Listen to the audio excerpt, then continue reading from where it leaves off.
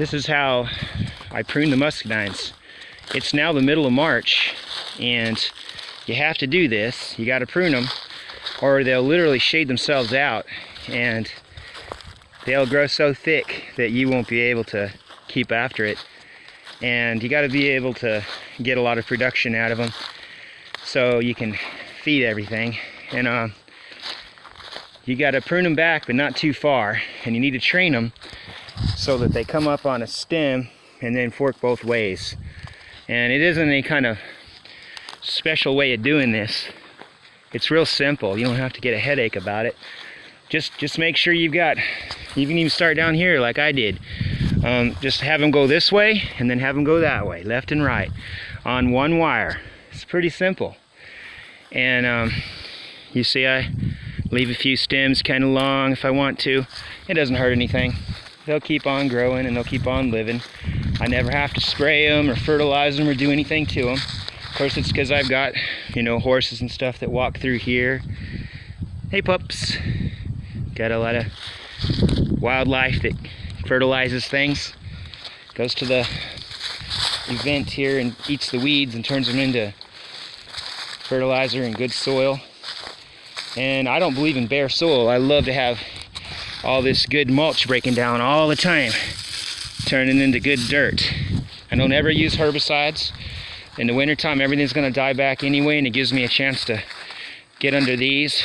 And if I want to, the quail and stuff, if they ever come back, they could nest under here, and it'd be a good place for amphibians.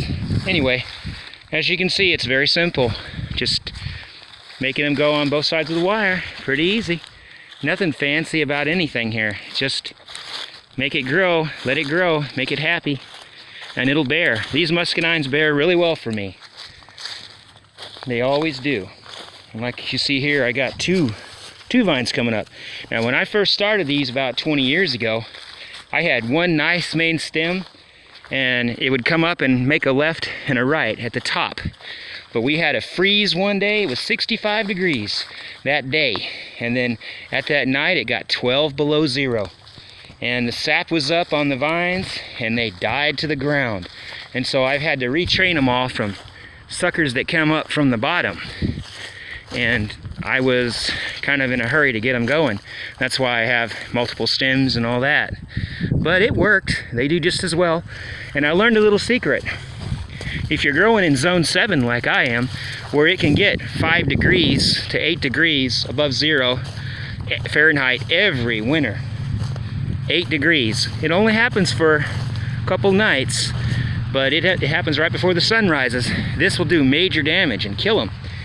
So you don't want to prune too soon. If you prune them, they will be very susceptible to dying from the winter cold. So you wait till all that cold weather's over, and you got to be patient.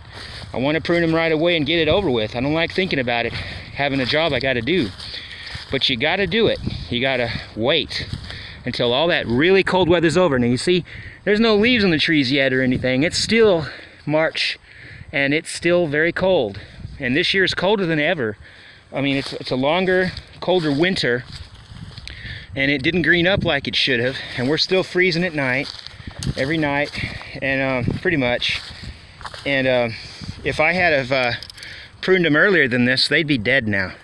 But because I waited until just a couple days ago, in the middle of March here, they have lived. Because whenever you prune them, you see, it bleeds. See this wet water there? They bleed water. You see how wet that is.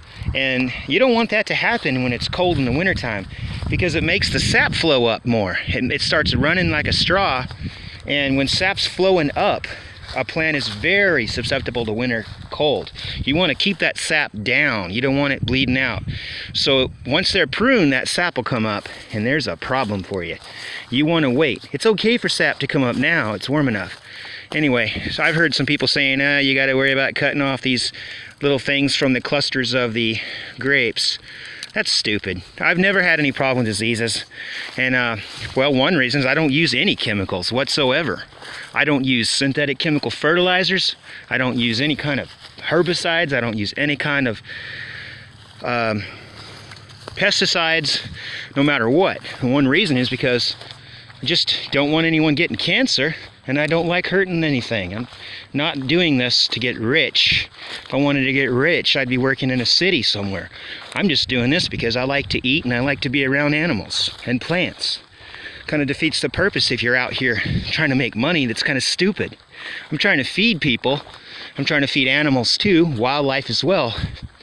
I'm trying to enjoy life and for everyone else to enjoy life.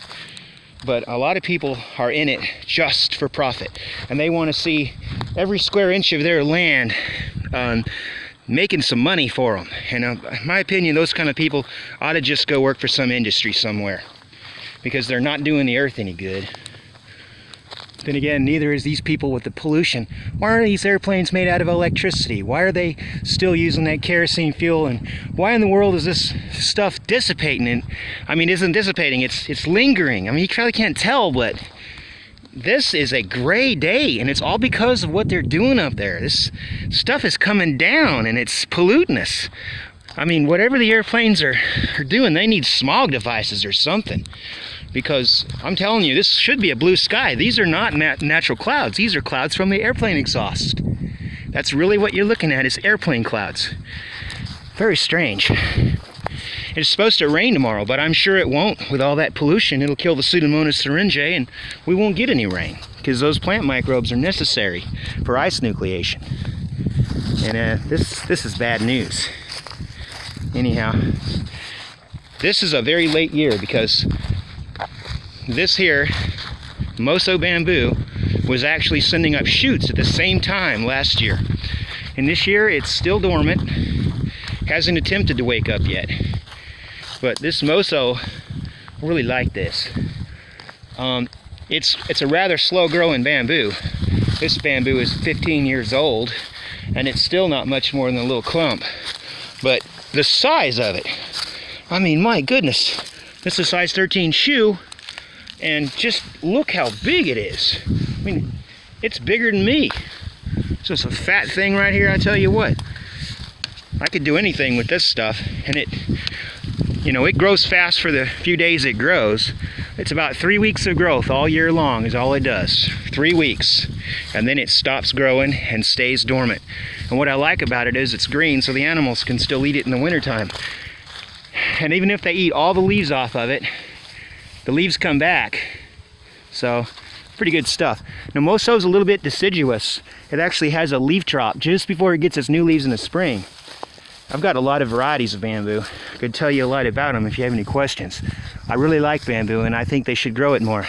But I'm sure the chemical companies who are in charge of the agriculture wouldn't like it very much, because they like pine trees. Because pine trees require herbicide all during the growth cycle until they get big enough. You have to spray the rows with chemical herbicide.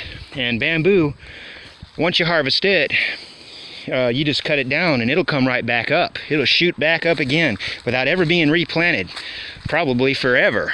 And it's really, really beneficial for that matter, because you wouldn't ever have to herbicide it, because it'll shoot up faster than the weeds will.